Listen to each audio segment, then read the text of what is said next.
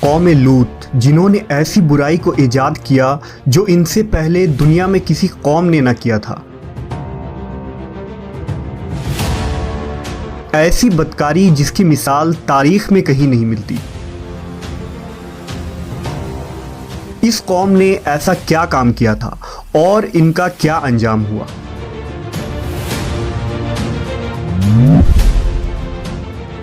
حضرت لوط علیہ السلام اللہ کے ایک برگزیدہ نبی تھے۔ آپ کے والد کا نام ہاران تھا جو تاریخ کے بیٹے تھے۔ آپ کی پیدائش عراق کے قدیم شہر اور میں ہوئی تھی۔ اس شہر میں ابراہیم علیہ السلام کا مسکن تھا۔ دراصل لوط علیہ السلام کے والد ہاران حضرت ابراہیم کے سگے بھائی تھے، یعنی حضرت لوط علیہ السلام حضرت ابراہیم کے بھتیجے تھے۔ چونکہ حضرت لوط علیہ السلام کے والد ان کے بچپن میں ہی انتقال کر چکے تھے، لہذا حضرت لوط کو حضرت ابراہیم نے بیٹا بنا کر پالا تھا۔ آپ حضرت ابراہیم پر سب سے پہلے ایمان لانے والوں میں شامل ہیں۔ آپ حضرت ابراہیم کے زمانے میں اہل سدوم کی رہنمائی کے لیے نبوت کے منصب پر فائز ہوئے۔ حضرت لوط کے بہت سارے معجزات ہیں۔ آپ جس وقت بارش کے لیے دعا کرتے تھے تو آسمان بادلوں سے بھر جاتا اور خوب بارش ہوتی تھی۔ حضرت لوط جس پتھر پر سر رکھ کر سوتے، اس پتھر پر آپ کے سر مبارک کا نشان بن جاتا تھا۔ سدوم وہ علاقہ تھا جہاں لوط علیہ السلام مبعوث فرمائے گئے۔ سدوم کے آس پاس 5 نہایت ہی خوبصورت شہر آباد تھے، جن میں سے ہر ایک کی آبادی 1 لاکھ نفوس سے زیادہ ہی تھی۔ یہ علاقے نہایت ہی سرسبز و شاداب اور قدرت کی فیاضی کا حسین شاہکار تھا۔ یہاں باغات کی کثرت تھی، لہلہاتی کھیتیاں یہاں کی ضروریات سے کہیں زیادہ تھی۔ اردن، شام اور اسرائیل کے درمیان بسا ہوا یہ علاقہ نہایت ہی زرخیز تھا۔ وہاں طرح طرح کے اناج، پھل، میوے بکثرت پیدا ہوتے تھے، اور یہی وجہ تھی کہ آس پاس کے بستیوں کے لوگ بھی اپنی معاشی اور غذائی ضرورت کے لیے ان بستیوں کی طرف آتے تھے۔ مگر یہ بات اہل سدوم کے لوگوں کو بالکل بھی پسند نہ تھی۔ ان کے خیال میں ان کی بستیوں میں پیدا ہونے والے پھلوں، اناجوں اور سبزیوں پر صرف ان کا ہی حق تھا۔ وہ نہیں چاہتے تھے کہ دوسری بستیوں کے لوگ ان کے علاقے میں آئیں۔ ایک دن سدوم کے لوگ اس بات پر غور و فکر کر رہے تھے کہ باہر سے آنے والے لوگوں کو یہاں آنے سے آخر کیسے روکا جائے، کہ ابلیس ایک بزرگ کی شکل میں ان کے محفل میں آیا اور کہا، اگر تم ان سے پیچھا چھڑانا چاہتے ہو تو میرے کہنے پر عمل کرو۔ اس اجنبی بزرگ کی بات لوگوں نے بہت توجہ سے سنی۔ ابلیس نے کہا، میں کل بتاؤں گا۔ دوسرے دن ابلیس ایک خوبصورت جوان لڑکے کی بھیس میں آیا اور انہیں اپنی عورتوں کے بجائے مردوں کے ساتھ فعل بد کرنا سکھایا۔ ابلیس نے کہا کہ اگر تم ان بستیوں کے لوگوں سے نجات چاہتے ہو جو تمہاری بستی میں آ جاتے ہیں تو ایسا کرو کہ جب بھی کوئی شخص تمہارے علاقے میں آئے تو تم لوگ زبردستی اس کے ساتھ اپنی خواہش پوری کرو۔ اس طرح یہ لوگ اس بستی میں آنا چھوڑ دیں گے۔ اپنی نفسانی خواہشات کے لیے مردوں سے بدفعلی اس قوم کا دستور بن گیا تھا۔ یہاں بے حیائی عام ہو گئی تھی۔ حکمراں، سردار، رؤسا، ہر طبقے میں گھر گھر یہ عمل پھیل گئی تھی۔ بھری محفل میں یہ لوگ اس فحاشی کے کام کو کر کے خوش ہوتے تھے۔ کوئی بھی محفل اس کام کے بغیر ادھوری سمجھی جاتی تھی۔ خاص کر مسافروں میں سے کوئی خوبصورت لڑکا ہوتا تو یہ لوگ اسے اپنا شکار بنا لیتے۔ تلمود میں لکھا ہے کہ اہل سدوم اپنی روزمرہ کی زندگی میں سخت ظالم، دھوکے باز اور بد معاملہ تھے۔ کوئی مسافر ان کے علاقے سے بخیریت نہ گزر سکتا تھا۔ کوئی غریب ان کی بستیوں سے روٹی کا ایک ٹکڑا نہ پا سکتا تھا۔ بارہا ایسا ہوتا تھا کہ باہر کا آدمی ان کے علاقے میں پہنچ کر فاقوں سے مر جاتا اور یہ اس کے کپڑے اتار کر اس کی لاش کو برہنہ دفن کر دیتے۔ اپنی وادی کو انہوں نے ایک باغ بنا رکھا تھا جس کا سلسلہ میلوں تک پھیلا ہوا تھا۔ اس باغ میں وہ انتہائی بے حیائی کے ساتھ اعلانیہ بدکاریاں کرتے تھے۔ حضرت لوط علیہ السلام نے انہیں توحید کی دعوت دی اور بدکاری کے اس گھنونے عمل سے توبہ کرنے کا حکم دیا۔ حضرت لوط نے کہا، تم بے حیائی کیوں کرتے ہو؟ کیا تم عورتوں کو چھوڑ کر لذت حاصل کرنے کے لیے مرد کی طرف مائل ہوتے ہو؟ حقیقت یہ ہے کہ تم احمق لوگ ہو۔ حضرت لوط اہل سدوم کو دن رات واعظ و نصیحت کیا کرتے، لیکن قوم پر اس کا کوئی اثر نہ ہوا، بلکہ وہ بہت فخریہ انداز میں یہ کام کرتے تھے۔ انہیں حضرت لوط کا سمجھانا بھی برا لگتا تھا، لہٰذا انہوں نے صاف صاف کہہ دیا کہ اگر تم ہمیں اسی طرح برا کہتے رہے اور ہمارے کاموں میں مداخلت کرتے رہے تو ہم تمہیں اپنے شہر سے نکال دیں گے۔ حضرت لوط نے نصیحت و تبلیغ کا سلسلہ جاری رکھا، لہٰذا ایک دن اہل سدوم نے خود ہی عذاب الہی کا مطالبہ کر دیا۔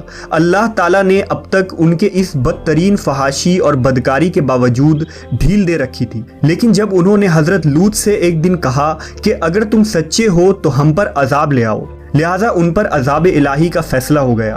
اللہ نے اپنے خاص فرشتوں کو دنیا کی طرف روانہ کر دیا۔ یہ فرشتے دراصل حضرت جبرائیل، میکائیل اور اسرافیل علیہ السلام تھے۔ پھر یہ فرشتے حضرت لوط علیہ السلام کے گھر تشریف لے آئے۔ حضرت لوط نے جب ان خوبصورت نوعمر لڑکوں کو دیکھا تو سخت گھبراہٹ اور پریشانی میں مبتلا ہو گئے۔ انہیں یہ خطرہ محسوس ہوا کہ اگر ان کے قوم کے لوگوں نے انہیں دیکھ لیا تو نہ جانے وہ ان کے ساتھ کیا سلوک کریں گے۔ حضرت لوط کی بیوی کا نام وائلہ تھا، اس نے آپ پر ایمان نہ لایا تھا اور وہ دراصل منافقہ تھی، وہ کافروں کے ساتھ تھی، لہٰذا اس نے جا کر اہل سدوم کو یہ خبر دے دی کہ لوط کے گھر نوجوان لڑکے مہمان ٹھہرے ہوئے ہیں۔ یہ سن کر بستی والے دوڑتے ہوئے حضرت لوط کے گھر پہنچے۔ حضرت لوط نے کہا، اے قوم، یہ جو میری قوم کی لڑکیاں ہیں یہ تمہارے لیے جائز اور پاک ہیں، اللہ سے ڈرو اور مجھے میرے مہمانوں کے سامنے رسوا نہ کرو۔ کیا تم میں سے کوئی بھی شائستہ آدمی نہیں؟ حضرت لوط کی بات سن کر وہ لوگ بولے، تم بخوبی واقف ہو کہ ہمیں تمہاری بیٹیوں سے کوئی حاجت نہیں، اور جو ہماری اصل چاہت ہے اس سے تم بخوبی واقف ہو۔ قوم لوط کے اس بے شرمانہ جواب سے اندازہ لگایا جا سکتا ہے کہ وہ فعل بد میں کس حد تک مبتلا ہو چکے تھے۔ جب حضرت لوط علیہ السلام کی قوم ان کے گھر کی طرف دوڑتی ہوئی آئی تو حضرت لوط نے گھر کے دروازے بند کر دیے اور ان نوجوانوں کو ایک کمرے میں چھپا دیا۔ اس بدکار لوگوں نے آپ کے گھر کا گھیراؤ کیا ہوا تھا اور ان میں سے کچھ گھر کے دیوار پر بھی چڑھنے کی کوشش کر رہے تھے۔ حضرت لوط اپنے مہمانوں کی عزت کے خیال سے بہت زیادہ گھبرائے ہوئے تھے۔ فرشتے یہ سب منظر دیکھ رہے تھے۔ جب انہوں نے حضرت لوط علیہ السلام کی بے بسی اور پریشانی کا یہ عالم دیکھا تو حقیقت سے پردہ اٹھاتے ہوئے یوں فرمایا، اے لوط، ہم تمہارے رب کے بھیجے ہوئے فرشتے ہیں، یہ لوگ ہرگز تم تک نہیں پہنچ سکیں گے۔ ابھی کچھ رات باقی ہے تو اپنے گھر والوں کو لے کر چل دو اور تم میں سے کوئی شخص پیچھے مڑ کر نہ دیکھے۔ اہل سدوم حضرت لوط کے گھر کا دروازہ توڑنے پر بضد تھے، لہٰذا حضرت جبرائیل علیہ السلام نے گھر سے باہر نکل کر اپنے پر کا ایک کونا انہیں مارا، جس سے ان سب کی آنکھوں کے ڈھیلے باہر نکل آئے اور بصارت زائل ہو گئی۔ یہ خاص عذاب ان لوگوں کو پہنچا جو حضرت لوط کے پاس بد نیتی سے آئے تھے۔ حضرت لوط علیہ السلام حقیقت حال جان کر مطمئن ہو گئے اور اپنے گھر والوں کے ساتھ رات ہی کو نکل کھڑے ہوئے۔ بیوی بھی ان کے ساتھ تھی، لیکن کچھ دور جا کر وہ واپس اپنے قوم کی طرف پلٹ گئی اور قوم کے ساتھ جہنم رسید ہو گئی۔ صبح کا آغاز ہوا تو اللہ کے حکم سے حضرت جبرائیل نے بستی کو اپنے پر سے اکھاڑ دیا اور پھر اپنے بازو پر رکھ کر آسمان پر چڑھ گئے، یہاں تک کہ آسمان والوں نے بستی کے کتے کے بھونکنے اور مرغوں کے بولنے کی آوازیں سنی۔ پھر اس بستی کو زمین پر دے مارا، جس کے بعد ان پر پتھروں کی بارش ہوئی۔ ہر پتھر پر مرنے والوں کا نام لکھا ہوا تھا۔ جب یہ پتھر ان کو لگتے تو سر پاش پاش ہو جاتے۔ صبح سویرے شروع ہونے والا یہ عذاب اشراق تک پوری بستی کو نیست و نابود کر چکا تھا۔ قوم لوط کی ان خوبصورت بستیوں کو اللہ نے ایک انتہائی بدبودار اور سیاہ جھیل میں تبدیل کر دیا، جس کے پانی سے رہتی دنیا تک کوئی فائدہ نہیں اٹھایا جا سکتا۔ سمندر کے اس خاص حصے میں کوئی جاندار، مچھلی، میڈک وغیرہ زندہ نہیں رہ سکتے، اس لیے اسے ڈیڈ سی یعنی بحر مردار کہا جاتا ہے، جو اسرائیل اور اردن کے درمیان واقع ہے۔ ماہرین آثار نے 10 سالوں کی تحقیق و جستجو کے بعد اس تباہ شدہ شہر کو دریافت کیا تھا۔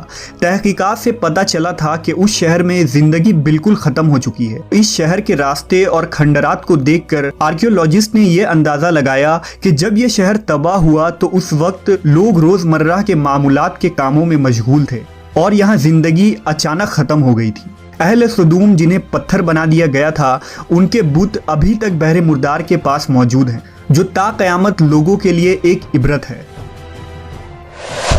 آج یورپی ممالک میں انسانی آزادی کے نام پر اس بدکاری کی اجازت دی جاتی ہے اور اس فحش عمل کو فخر سمجھا جاتا ہے، مگر حقیقت یہ ہے کہ ہم جنس پرستی بالکل فطرت کے خلاف ہے، جس سے انسانی معاشرہ تباہ و برباد ہو جاتا ہے۔